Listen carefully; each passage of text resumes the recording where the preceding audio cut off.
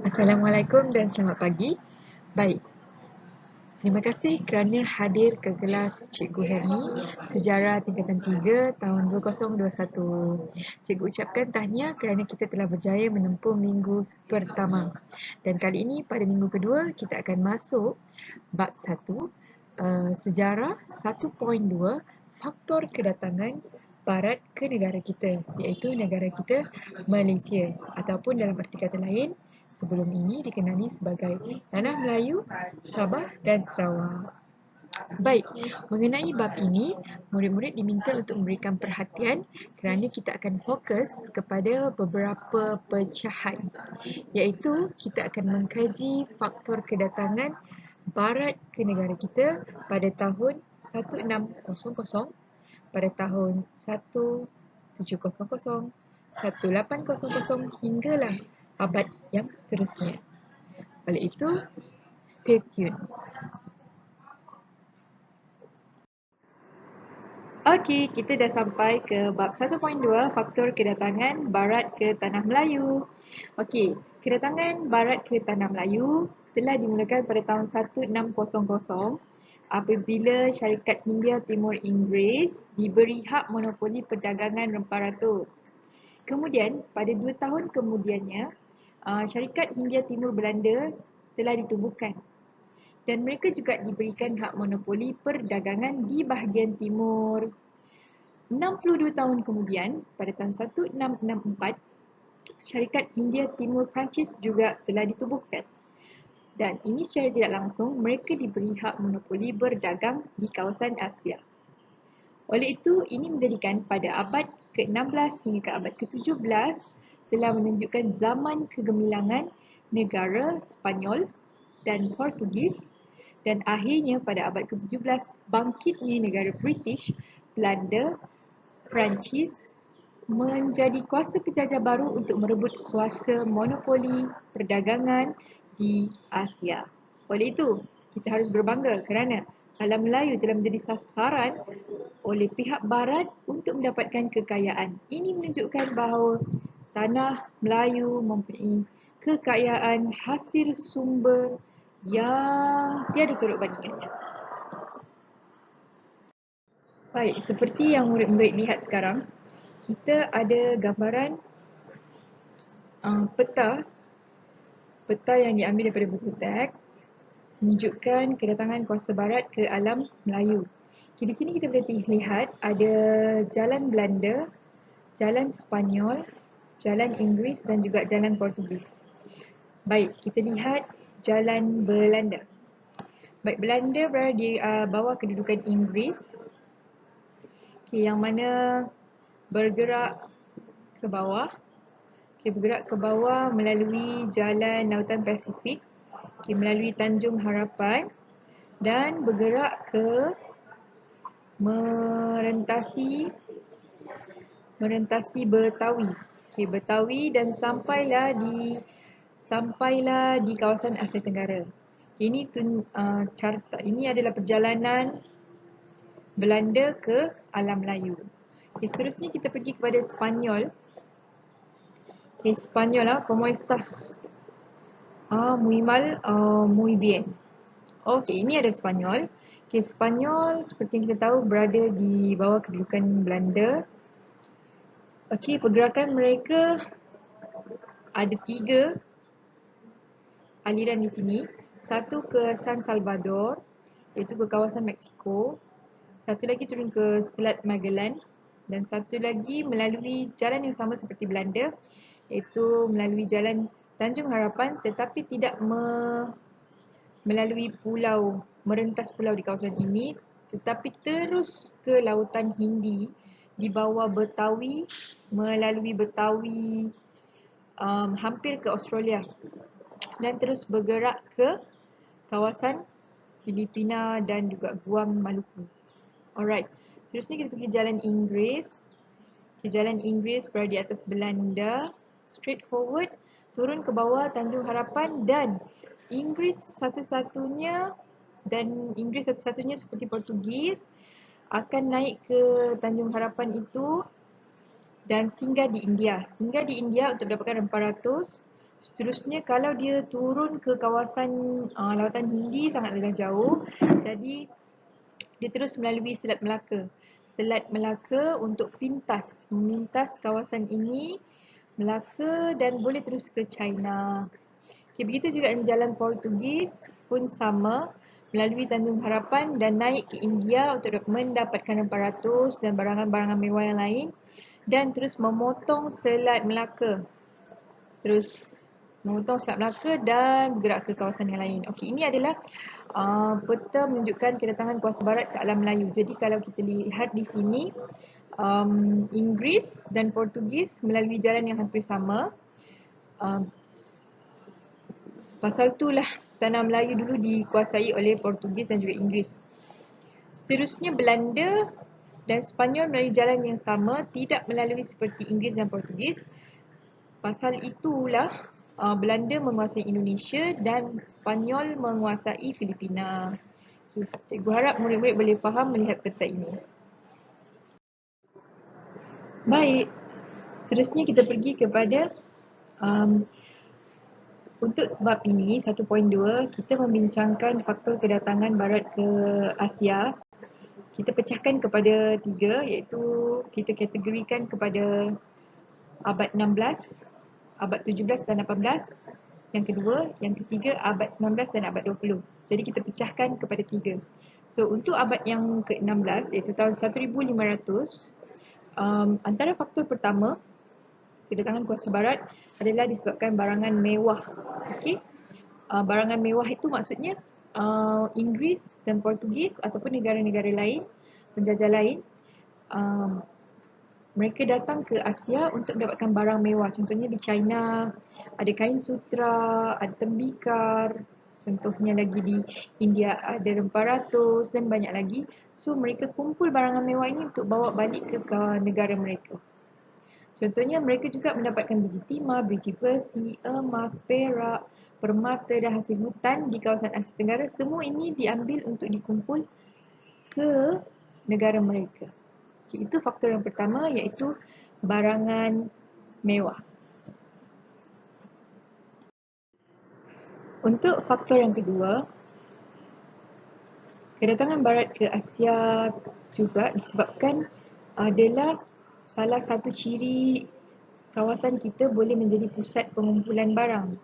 Jadi kalau kita lihat gambar yang ada di sini, menunjukkan pelbagai pedagang dari serata negeri berkumpul di kawasan sama, iaitu pelabuhan. So, tanah Melayu itu dijadikan pusat pengumpulan barang. Kerana apa?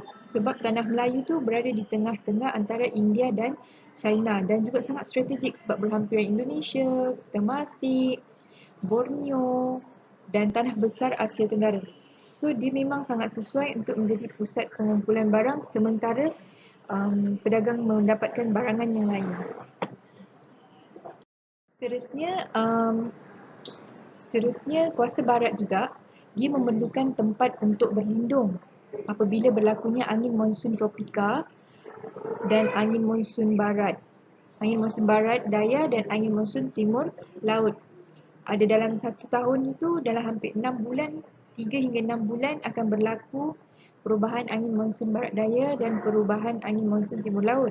Jadi apabila berlakunya angin monsun tu, para pedagang perlu mencari satu tempat untuk berlindung daripada angin monsun tu. Jadi sementara mereka mendapatkan tempat duduk di tempat itu, selama beberapa bulan mereka boleh mendapatkan sumber makanan, sumber air dan membaiki kapal mereka dan macam-macam lagi. So jadi sementara tu mereka boleh membaik pulih sistem yang ada dalam kapal mereka lah sebelum mereka bergerak ke tempat yang lain. Baik, antara seterusnya faktor yang paling utama pada abad ke-16 ni adalah penyebaran agama Kristian.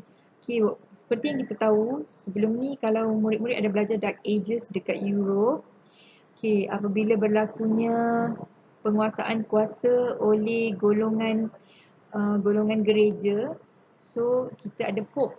So Pope ini telah mendesak raja untuk menjalankan penyebaran agama ke serata dunia, untuk menyebarkan agama Kristian.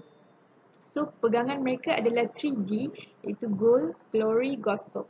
Gold adalah untuk kekayaan, emas, glory untuk kemegahan, gospel tu agama. So antara erti kata lain, penyebaran penjajahan barat ke Asia ni juga 35% sebabnya adalah daripada penyebaran agama Kristian.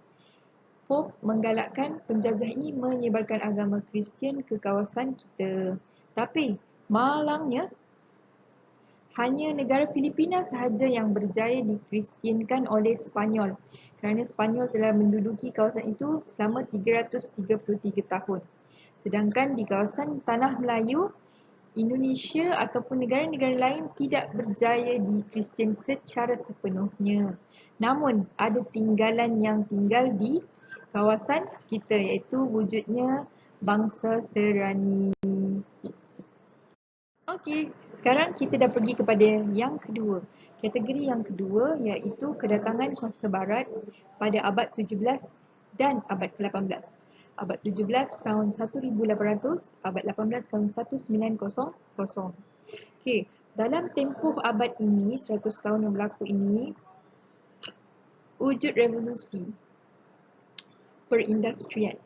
Revolusi itu maksudnya perubahan secara besar-besaran dan secara mendadak. Daripada rakyat bercucuk tanam, wujudnya revolusi pertanian. Lepas itu wujudnya revolusi pertanian yang menggunakan kilang, pengeluaran secara besar-besaran produk-produk tempatan. Baik, revolusi perindustrian ini berlaku di Britain pada abad ke-17 dan menjelang 1870-an, negara-negara lain seperti Jerman dan Perancis juga turut serta. Oleh itu, penjajah ataupun barat terpaksa mengubah corak pemerintahan diorang kerana mereka terdesak untuk mencari kawasan perdagangan untuk mereka luaskan pasaran perniagaan mereka. Selain itu, mereka perlu mendapatkan bahan-bahan mentah supaya mereka dapat memenuhi pengeluaran kilang mereka.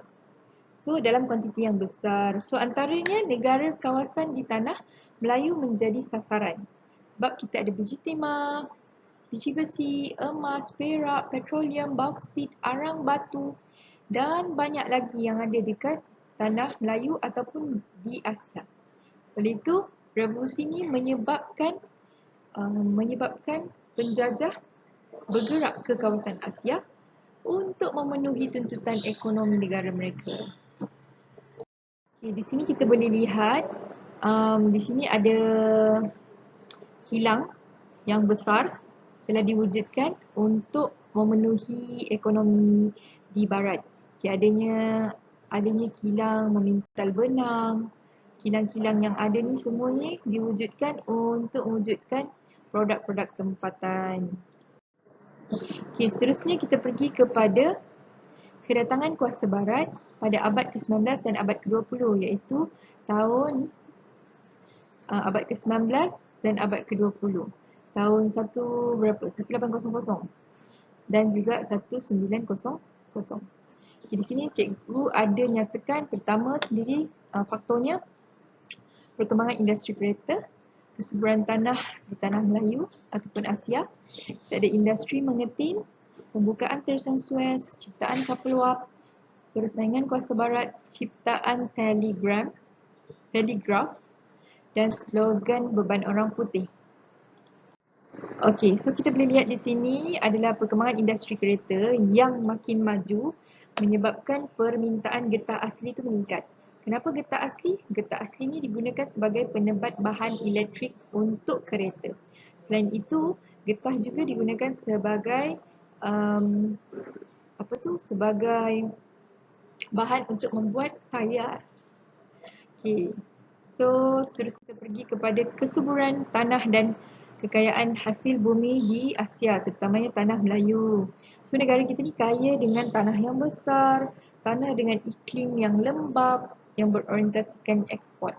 Maksudnya kita boleh menanam tanaman yang boleh kita dagangkan sebagai sumber ekspor. So, kita boleh menjual getah, kita boleh menanam getah, kelapa sawit, tebu, petroleum, arang batu, biji timah, biji besi. So sangat sesuai dengan tanah kita. Pasal itulah kawasan Asia ataupun kawasan Tanah Melayu menjadi sasaran penjajah. Okey. Seterusnya kita pergi lihat industri mengeting. Faktor kedatangan penjajah juga pada abad 19 dan 20 disebabkan wujudnya industri mengeting pada abad ke-19 di Amerika Syarikat. Okay, industri pengentinan ni memerlukan biji timah untuk mengetin makanan, minuman, membuat tong minyak, bumbung rumah. So disebabkan permintaan biji timah yang meningkat, harga biji timah melambung tinggi terutamanya di negeri-negeri Melayu. Kita lihat pula mengapa abad 19 dan 20 menjadi faktor yang besar penjajah datang ke Tanah Melayu. Disebabkan pembukaan terusan Suez. Terusan Suez ni dicipta oleh Ferdinand de Lesseps dan dimula dibangunkan pada tahun 1859. Terusan ni dia menghubungkan pelabuhan Said di Laut Mediterranean dan Suez di Laut Merah. So disebabkan adanya pembukaan terusan Suez ni, dia telah mempercepatkan perdagangan di kawasan terusan Suez, di kawasan barat Eropah ke kawasan Asia. Sebab arahan tu cepat untuk disampaikan barang yang hendak dihantar tu cepatlah. So arahan ke barang ke semua cepat. Baik, yang seterusnya ini adalah perubahan kapal wap. Penciptaan kapal wap dia telah meningkatkan produktiviti pengeluaran barang di Eropah. Kenapa? Sebab sebelum ni kapal hanya menggunakan kapal layar, tetapi telah berubah kepada kapal wap, kuasa wap. So, apa kelebihan kapal kuasa wap ni? Dia muatannya lebih banyak, dia boleh memuatkan banyak barang. Lepas tu dia lebih cepat dan jimat kos, kerana dia menggunakan arang batu untuk kapal wap. Selain itu, penghantaran dia menjadi semakin mudah dan semakin murah. Okay, kalau sebelum ni kita menggunakan kapal layar, dia menjadi mahal sebab item yang boleh dibawa hanya sedikit sahaja. Okay, faktor yang seterusnya pula, persaingan kuasa barat antara Britain, Jerman, Perancis, Amerika Syarikat, Spanyol telah menjadi sengit sebab mereka ingin menakluki kawasan luar Eropah. Sesiapa yang menakluki banyak kawasan luar Eropah, dia akan menjadi ketua di Eropah. Okey, jadi mereka sanggup berperang untuk mendapatkan tanah jajahan. Kenapa? Sebab tanah jajahan ni mampu memberikan sumber ekonomi yang besar kepada negara mereka. Okey, seterusnya kita ada ciptaan telegraf. Ciptaan telegraf ni membolehkan ahli perniagaan di Eropah berhubung dengan ejen atau wakil mereka di Tanah Melayu dengan sangat cepat. Jadi pasaran antara bangsa tu boleh dijalankan secepat mungkin. Walaupun satu di Eropah, satu di Tanah Melayu. Okay, telegraf ni menggunakan Morse code. Okay, penciptaan telegraf menggunakan Morse code. Morse code tu boleh mengeluarkan bunyi tu mentafsir tulisan. Faktor terakhir sekali adalah slogan beban orang putih. Okay, beban orang putih ni the white man burden dan juga missionis civilisatre oleh orang Perancis. Bermaksud tanggungjawab mereka untuk membantu dan memberi kesejahteraan kepada pribumi di wilayah yang dijajahi mereka. Kononnya, orang putih ni sangat bertamadun. Jadi mereka ada tugas tanggungjawab untuk mentamadunkan orang di Asia. So sebenarnya apa yang mereka buat ni hanyalah satu alasan untuk merasionalkan penjajahan mereka ke atas tanah Melayu. So slogan ni telah menjadi salah satu sebab faktor kedatangan Eropah tu semakin pesat di tanah Melayu. Baik, setakat itu sahaja kelas kita pada hari ini. Jadi cikgu berterima kasih kerana memberikan respon, kerana memberikan perhatian dan kerana menepati masa untuk hadir kelas ini. Okey, sekian. Terima kasih.